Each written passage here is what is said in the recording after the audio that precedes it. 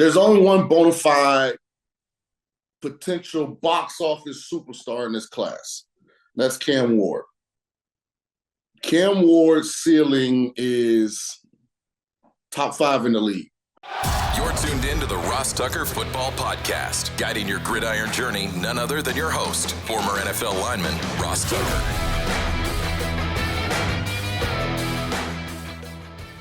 Oh, yeah, it is.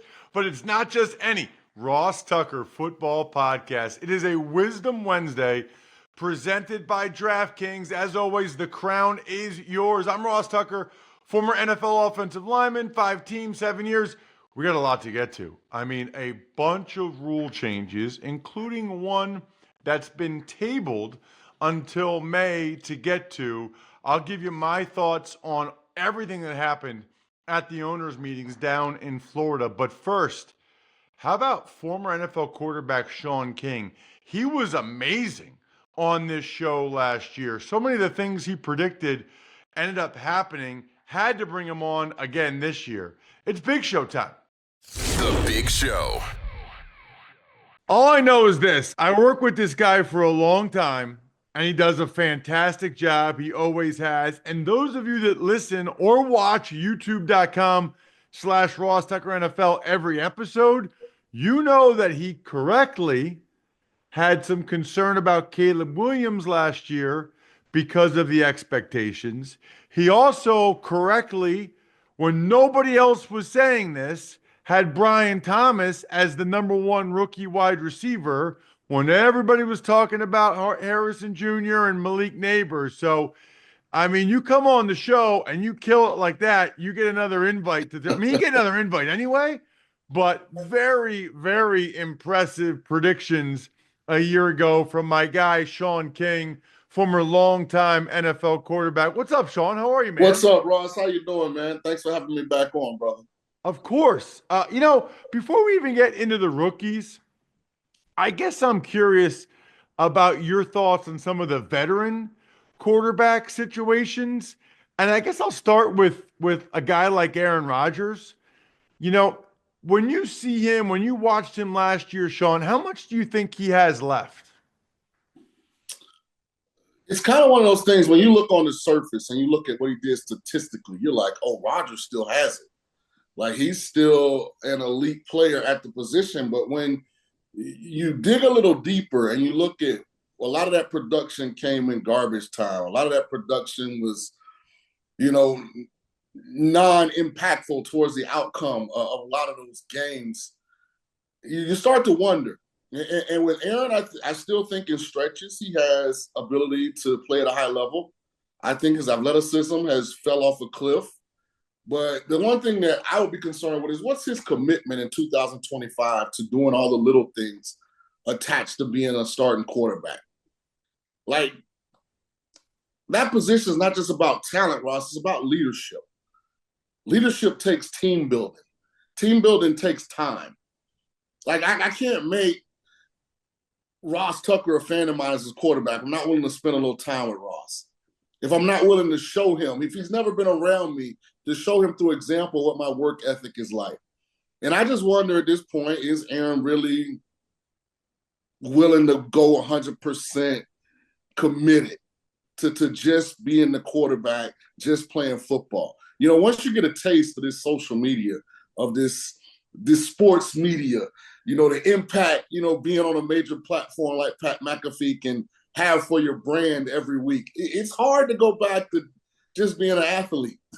So I just wonder, is Aaron in 2025 ready to commit to just being a football player? I don't know that the answer to that is yes. I think that's a very interesting point. While we're talking about some of these vet quarterbacks, Shaun, I'm curious, we all saw what Sam Darnold did last year. What's your level of faith that he can produce that again in Seattle? I don't have a lot of faith in it because he's going to an unstable situation.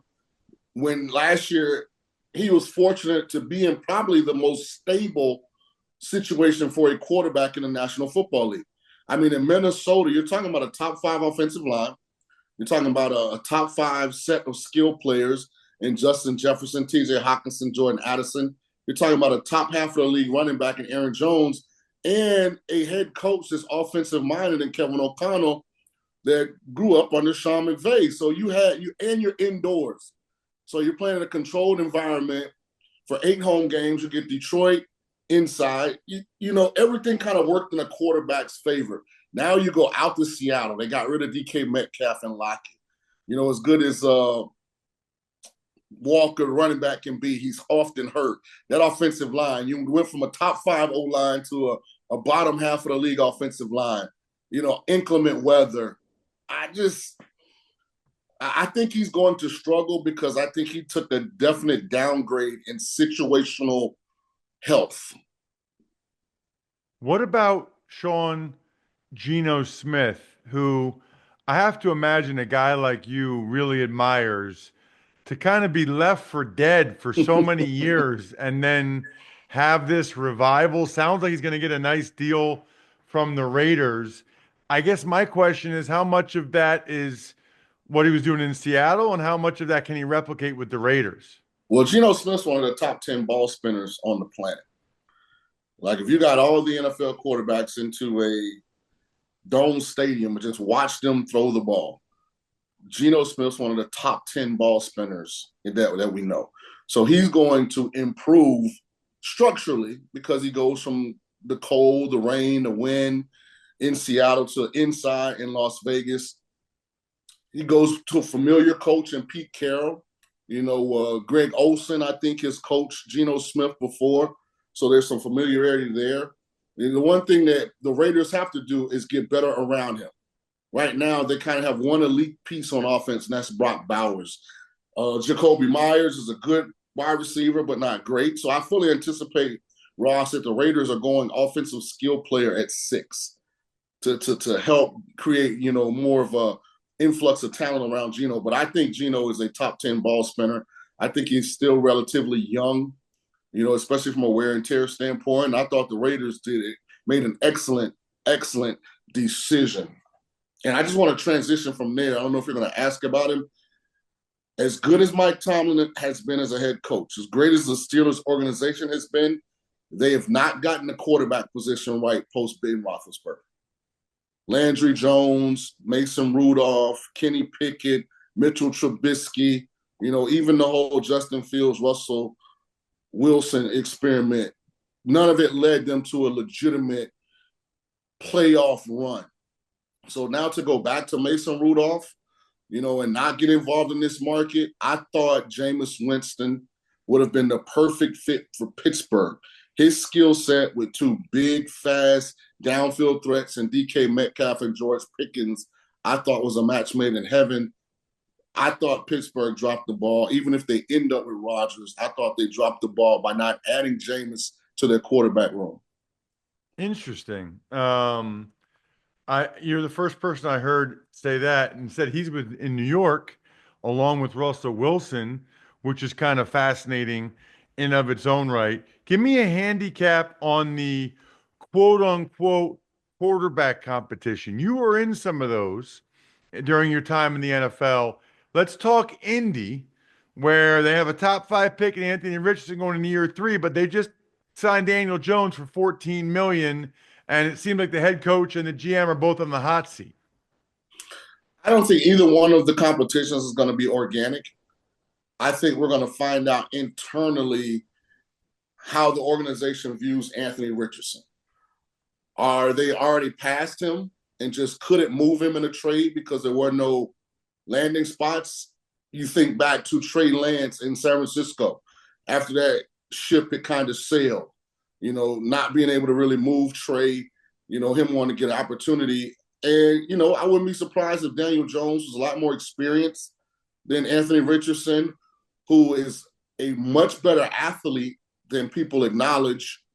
He probably fits the same system that Shane Steichen has kind of implemented for Anthony Richardson. So it's not like they got to change the system to play Daniel Jones. But I think this is going to say a lot about how they've given up on Anthony Richardson internally.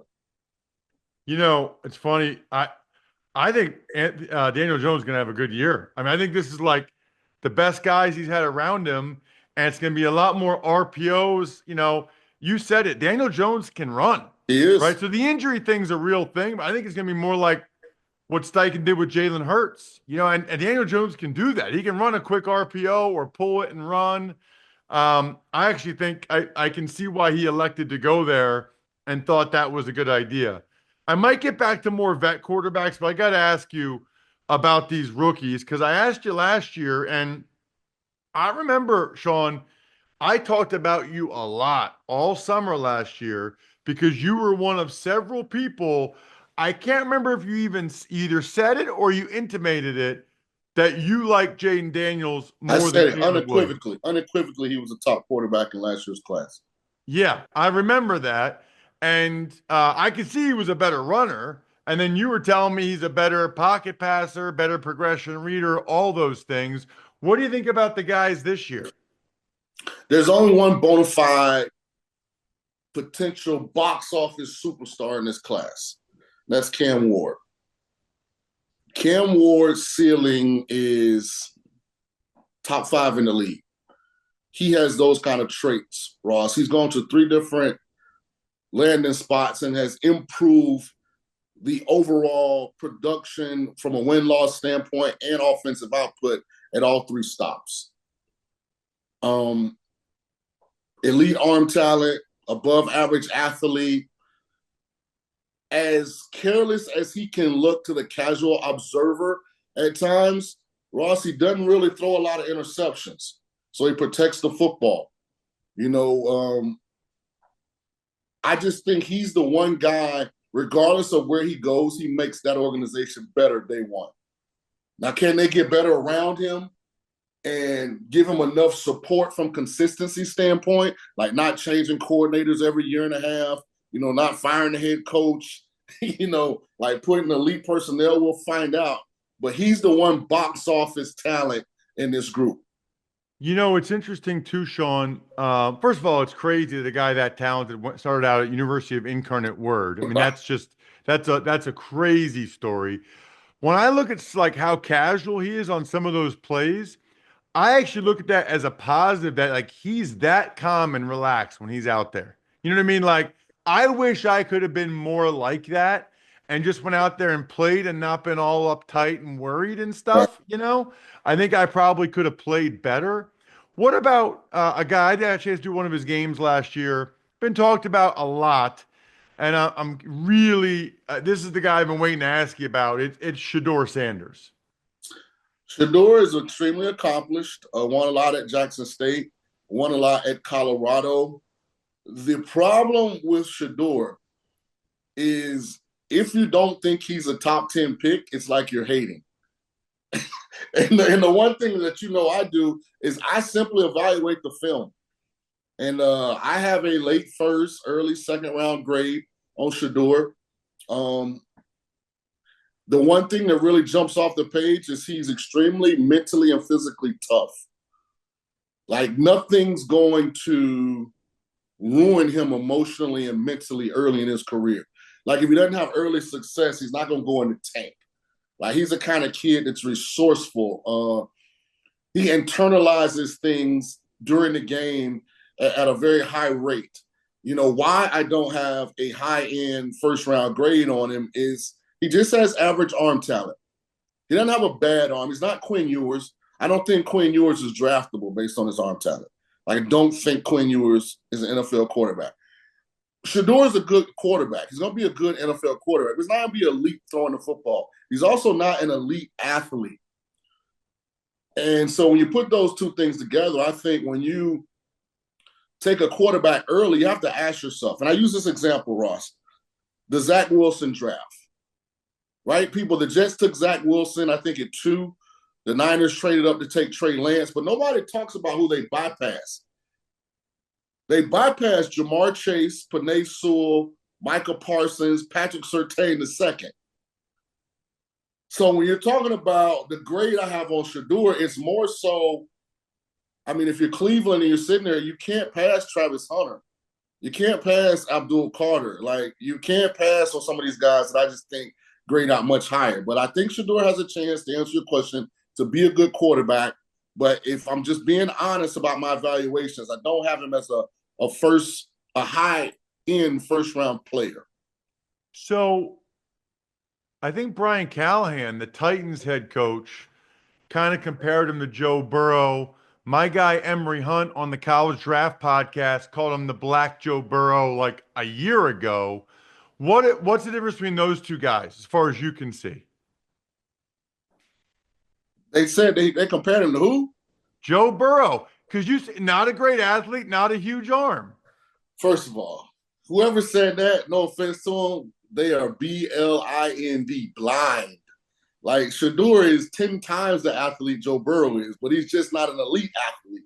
Shador's not Lamar Jackson, athleticism. Okay, but why can't he be the number one pick like Burrow? Burrow doesn't have the biggest arm in the world. Because I'm about to get to it. He doesn't have the pocket discipline that Burrow has. So I could see somebody that sees Shador's ability to stand in the pocket at times and throw the ball under duress, mimicking Burrow, but he doesn't have the consistent pocket discipline, the consistent anticipation, the ability to consistently operate within the scheme of the offense and still be aggressive without extending and creating plays a la how Caleb Williams manufactured a lot of production at USC. So I don't think that's the comparison. Now, could Shador develop and grow into that? Maybe at some point down the road, but he's not a Drew Brees, Tom Brady, Joe Burrow type as we sit almost April now of 2025. Did you you came out strong on Quinn Ewers. Like, you don't think he's draftable? No. Slight frame, undersized, below average athlete, below average arm talent. Like, I truly think if Sarkisian played Arch Manning, Texas wins a natty this year. I think Texas was that good at the other positions. Wow. I thought they said he had a good combine. Everybody throws the ball good in shorts. I wonder why he was ranked so high as a recruit. Because he's a big-time high school player coming out of a big-time high school program in a state that's produced big-time players at the position. Remember, if I'm not mistaken, Quinn Ewers skipped his senior year of high school. He had enough credits to graduate to go to Ohio State so he could receive the NIL. And then he got caught in that quarterback shuffle at Ohio State with C.J. Stroud and, all those guys. So then he transferred back to Texas. And, hey, he was a good college player. I'm not knocking his college career. I'm just saying, as I evaluate the film and I project, like, what traits, like, transition to the NFL, I don't see a lot of them in Quinn.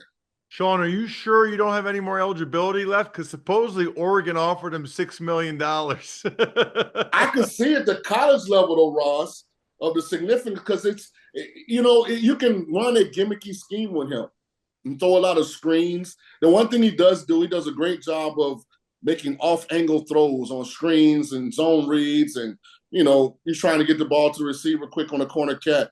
But to the NIL situation, man, God bless America. We were just a little bit too old, Ross. I told my wife, I said, listen, if I find out I have another year eligibility, I'm going back. Anything over $1 million, I'm going. It'd be tough to explain to the kids, but like, I'm going back. Daddy's going back to college for 6 months. I know that's right. Hey, do you have another quarterback that you really do like, whether it's Dart or Milroe or any of these other guys I didn't ask you about yet? There are two interesting guys. You mentioned Jackson Dart. I think he has some good traits. It's going to be interesting where he lands, because I don't think he's one of those guys that fits everywhere. I think if Jackson Dart ended up in, let's say, Philly with the Eagles or somewhere like that, where they have like a non-traditional offense, I think there's an opportunity for Jackson Dart to be a pretty good player.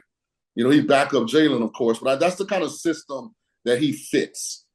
The guy that's really interesting is Tyler Shough, the kid from Louisville, who's battled some injuries, Oregon, Texas Tech, had a couple broken bones. Probably the best ball spinner of the entire class. Now, I don't know if he has as much arm talent as Cam Ward, but just spinning the football in shorts, no pass rush. Tyler can spin it. He's a big kid. plus athlete for his size. There are some times on the film where he looks a little gun shy. You know, I talk about Shadour's elite toughness and, Cam's calm when it's chaotic, personality. Shook can get a little rattled at times, but I could see a team taking a flyer on him. I would love for Milroe to get somewhere. I'm trying to figure out how to word this. I'm trying to think of an example as well. I'd love for Milroe to go to a Cincinnati or something where they have no QB run game and allow Cincy in goal line short yardage situations in a small red zone package just to present the defense with something different. That's interesting.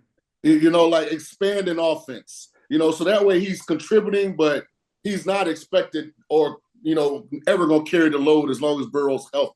But it gives them something drastically different for defenses to have to defend. Hey, check this guy out on social media. As you can tell, he's not afraid to tell you what he thinks.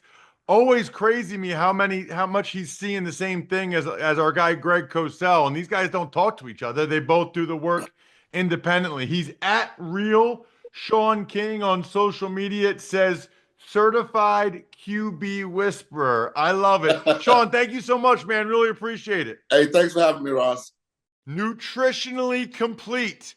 That is what my friends at Huel have come up with Black Edition ready to drink. It's a meal in a bottle. One bottle contains 35 grams of protein, 27 vitamins and minerals, low in sugar. You talk with people, they'll tell you you gotta hit your macros. This was designed by nutrition experts. New customers visit Huel.com/Ross15. Use my code Ross15 to get 15% off your first order plus a free gift. It's affordable. It actually tastes pretty good. Highly convenient, right? So for me, this is like running around the kids, taking them to track practice or rehearsal or whatever.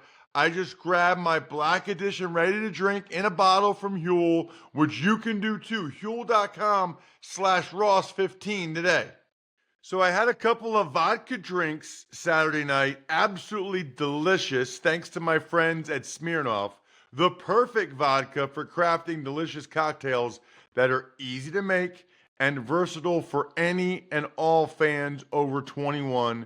Remember, they are official sponsors of the NFL. They're official sponsor of this podcast.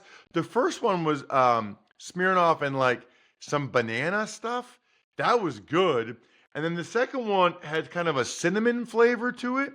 It is fun to try different Smirnoff crafted cocktails. Please drink responsibly. Smirnoff number 21 vodka, distilled from grain, 40% alcohol by volume. The Smirnoff Company, New York, New York. Please do not share with anyone under legal drinking age. The draft will be here in, 3 weeks at this point? Make Smirnoff your number one vodka pick. Tuck's Takes. All right, Ross. So the NFL, they officially moved the touchbacks to the 35-yard line. What are your thoughts? Well, my first thought is that I'm going to make this my Labatt take of the week.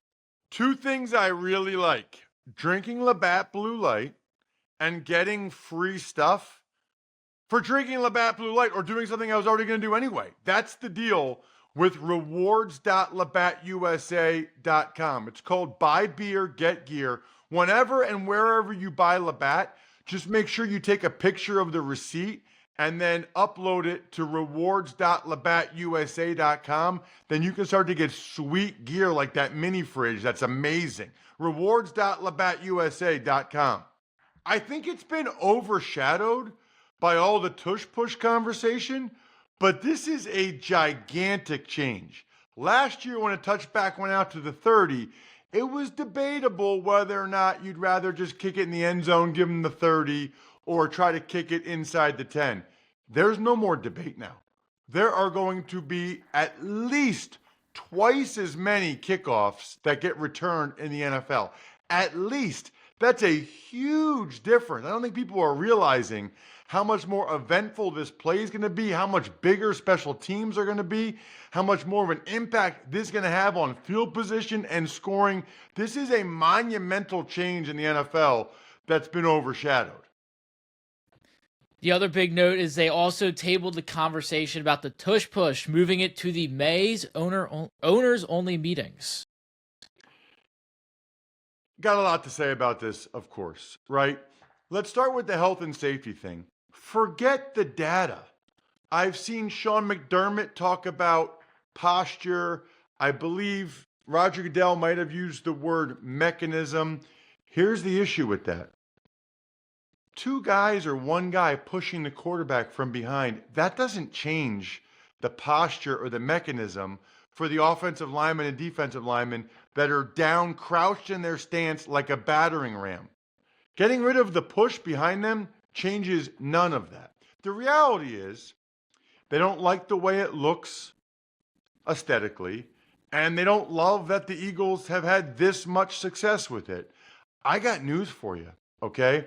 No matter how you write the rule, even if you go back to pre-2004 and you say that you can't push a ball carrier from behind, they're just going to have two guys right next to Hurts, wedge block, put their helmet on his hip, and have a very similar effect, and it's still going to look the same. They need to really think about how they write this rule, because everything they're talking about right now, it's not going to change very much. There were several other changes that include the Thursday Night Football flex has been moved from a 28-day notice to 21. The league will also allow alternate uniforms to be worn 4 times a season instead of 3. Both teams will now get the ball in regular season overtime, and the Hawkeye system will officially be used for first down measurements, and replay assist has been expanded to allow the ability to pick up flags. Well, so we kind of already knew about the Hawkeye system to measure first downs. As a reminder, this has no impact whatsoever on spotting the ball, which is the much bigger issue and the much tougher problem to solve. I'm all for making primetime games as good as possible, even though it might affect my life at times like it did last year. Alternate uniforms are awesome. I didn't think it was necessary for both teams to get the ball in regular season overtime. But the biggest thing here, Jack, is the replay assist being expanded.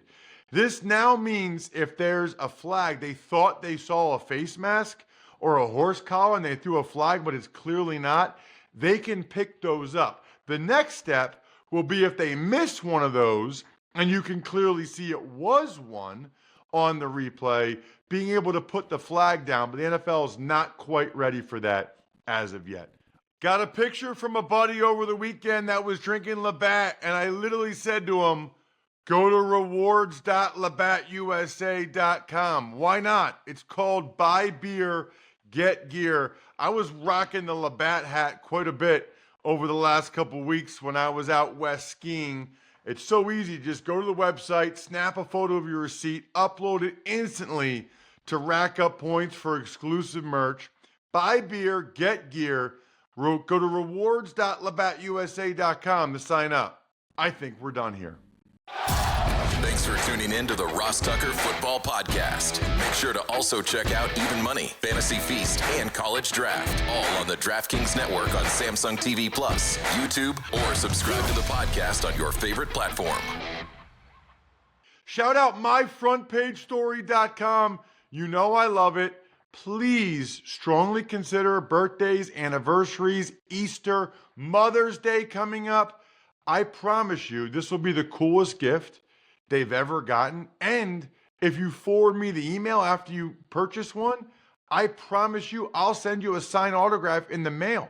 myfrontpagestory.com, backofficescheduler.com, humanheadnyc.com, Sporticulture, Pizza Boy Brewing.